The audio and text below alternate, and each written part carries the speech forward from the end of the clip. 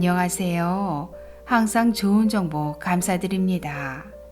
저희 부부는 작년 9월 살고 있던 시가 3억 5천만 원 아파트를 처분하고 3억 2천만 원 전세로 옮기고서 전세 확정일자를 받았습니다.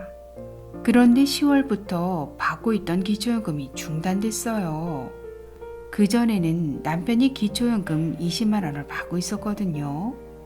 중단된 이유는 재산의 변동이 있어서라고 하던데 다른 재산이 늘어난 것도 전혀 없는데 무슨 얘기죠? 집 없고 전세일 때는 어떻게 계산되는 건가요?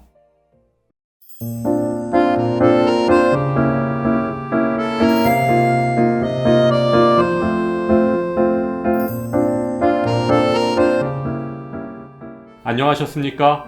행복한 인생의 맛 알베르토입니다. 오늘 의뢰인 부부께서는 다른 재산과 소득의 변동은 전혀 없는데 집을 팔고 전세로 옮겼다는 이유만으로 기초연금이 중단되셨습니다. 왜 이런 일이 발생했는지 오늘 아주 쉽게 설명해 드리겠습니다. 먼저 오늘 의뢰인 부부의 상황을 정리해보면 대도시에 사는 부부가구시고요. 남편분만 기초연금 20만 원을 받으셨고 아내분은 아직 만 65세가 안 되셔서 기초연금을 신청하기 이전이십니다. 소득은 국민연금 남편 90만 원, 아내는 35만 원을 받고 계십니다. 그리고 재산은 시가 3억 5천만 원 아파트에 사시다가 사정이 있으셔서 작년 9월 아파트를 팔고 3억 2천만 원 전세로 옮기셨습니다. 그런데 10월부터 재산의 변동, 즉 재산이 늘었다는 이유로 남편의 기초연금 월 20만 원이 중단된 상태입니다. 오늘 집이 있을 때와 전세 살 때의 소득 인정액을 비교함에 앞서 먼저 2021년 9월까지 남편께서 기초연금을 30만 원이 아닌 20만 원만 받으신 이유는 남편분의 국민연금 월 급여액이 2021년 국민연금 연계감액 기준금액인 45만 원을 초과한 90만 원이니까 기초연금이 10만 원 감액되었던 것으로 판단됩니다. 그럼 오늘 의뢰인 부부의 재산 변동액을 확인하기 위해 먼저 시가 3억 5천만 원 아파트를 소유했을 때의 소득 인정액을 구해보겠습니다.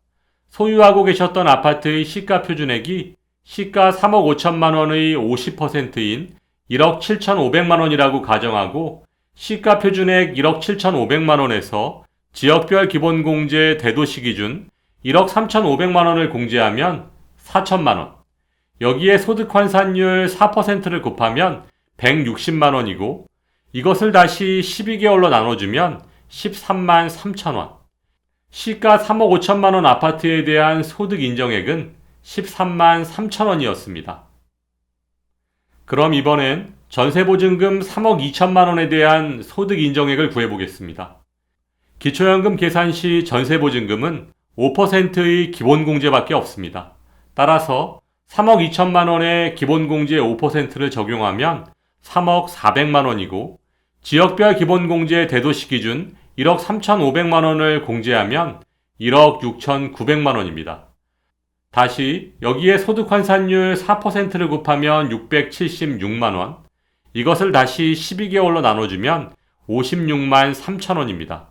따라서 전세보증금 3억 2천만 원에 대한 소득 인정액은 56만 3천 원입니다. 그럼 이제 집이 있을 때와 전세 살 때의 소득 인정액을 비교해보면 3억 5천만 원 아파트를 소유했을 때는 소득 인정액이 13만 3천 원이고 3억 2천만 원 전세 살 때는 56만 3천 원입니다. 차액은 43만 원. 집을 팔고 전세를 옮겼다는 이유만으로 소득 인정액이 43만 원 상승한 것이고 그래서 재산의 변동으로 인한 기초연금 중단이라는 결과가 나온 것입니다. 상담을 하다 보면 기초연금을 받기 위해 아니면 다른 이유에서 집을 팔고 전세로 옮기는 경우가 종종 있으신데요.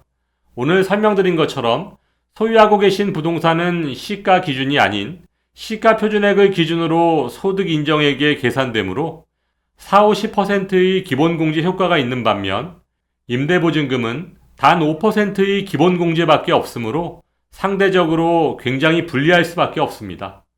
더구나 임대보증금에 대한 5%의 기본공제도 주택 임대보증금에만 해당되고 점포 등의 임대보증금에는 해당되지 않는다는 것입니다. 아니, 이름은 기초연금인데 어려운 사람들 상황은 고려하지 않고 이렇게 계산하는 법이 어디 있나요? 그러니까 다들 빚을 내서라도 집을 사려고 하는 거잖아요. 네, 집을 살 때 받는 담보대출은 100% 부채로 인정해서 공제해주고 상가 임대소득도 42.6% 필요경비를 공제해주면서 집 없는 어르신들의 임대보증금 기본공제가 5%라는 것은 정말 불합리하다고 생각합니다.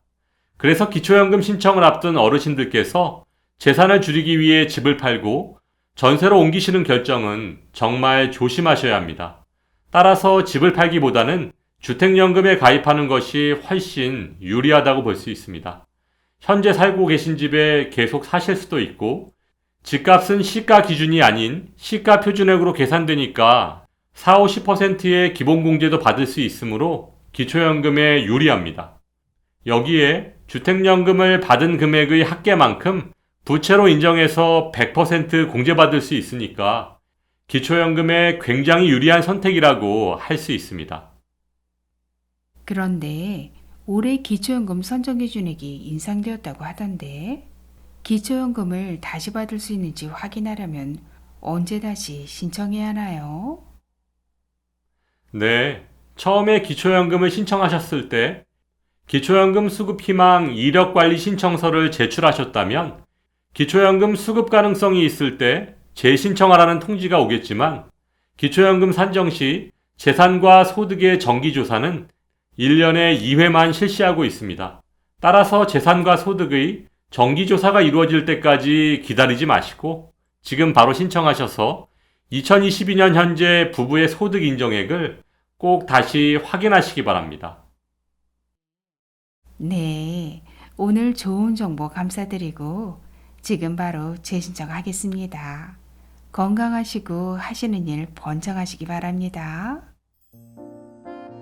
어려운 어르신들께 보다 현실적인 도움이 될 수 있는 기초연금으로 시정되기를 바라면서 오늘도 알베르토가 어르신들의 행복한 인생 이막을 응원하겠습니다. 행복한 하루 되세요. 좋아요, 구독, 그리고 알림과 공유는 좋은 콘텐츠를 만드는 힘이 됩니다.